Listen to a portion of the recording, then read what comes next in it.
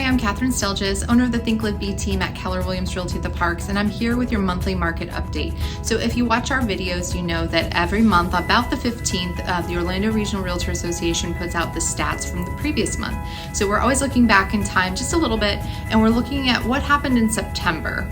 And it gives us information about where we're going and what's the market doing. So looking at September, the number of sales declined slightly again. We're about 6% less than we were last year with the number of home sales.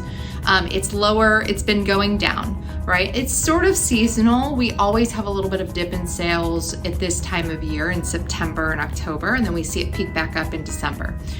But we do believe that this is largely because of the interest rates. The interest rates average did hit an all-time high, or at least a 20-year high. We've been recording data in ORA, the Orlando Regional Realtor Association, for that long.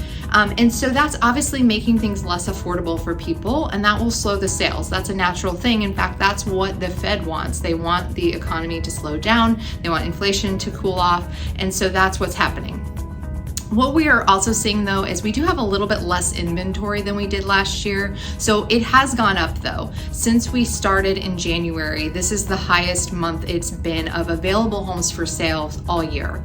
So the inventory is higher than it's been, and yet it's still lower than last year at the same time.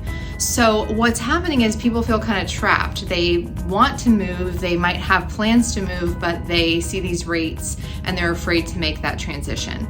So here's the other thing that's driving this is when you have a supply and demand issue, prices go up, right? So the prices, the average price is higher than it was last year. So a lot of information that you'll see is that prices are being slashed, et cetera, and that's true. Like there are prices being reduced, but those are listing prices. The actual average sales price is still higher than what it was last year. So higher prices, higher interest rates, it makes it less affordable for buyers to buy.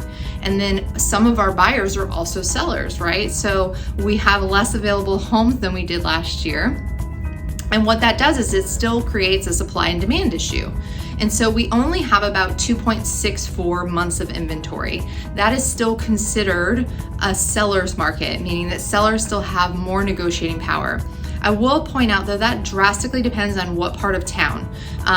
Really hot markets, downtown Orlando neighborhoods, if the house is in really good condition, it's priced really well, we are still seeing multiple offers in those situations because they're highly desirable locations.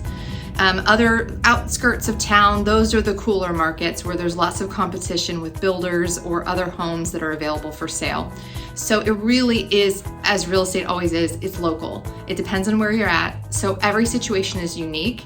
There are also tons of different mortgage hacks and creative solutions. So if you're sitting on the sidelines like people tend to be, in a market that's changing, and you're wondering what you're going to do because you need to move or you want to move, give us a call, because even if you're not ready today, we can talk you through what's going on in your specific location and determine when might be the right time to do this, or what creative solutions we have to get you from point A to point B, make the most money possible on your house sale, and figure out a creative financing solution so that you're still happy with your payment. So give us a call and we'll work through all of the shifting things in the market and talk to you about your specific unique needs. It's 407-982-7240.